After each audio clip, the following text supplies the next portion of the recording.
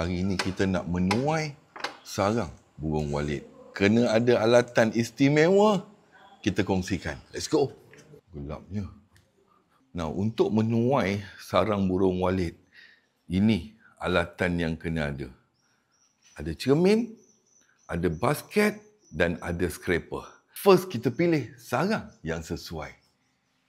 First, kita akan tengok dulu satu, burung tak ada.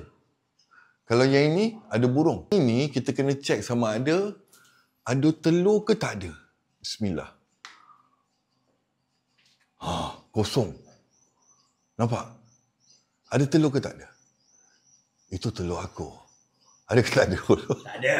Nah, satu lagi tuan-tuan dan puan-puan, info yang menarik. Di mana ada najis,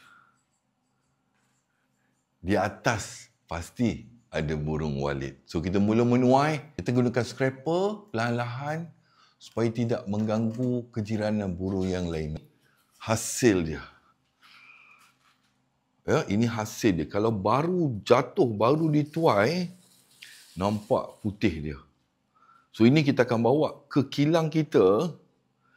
Siapa tahu kilang kita di mana? Siapa tahu kilang kita di mana? Komen di bawah.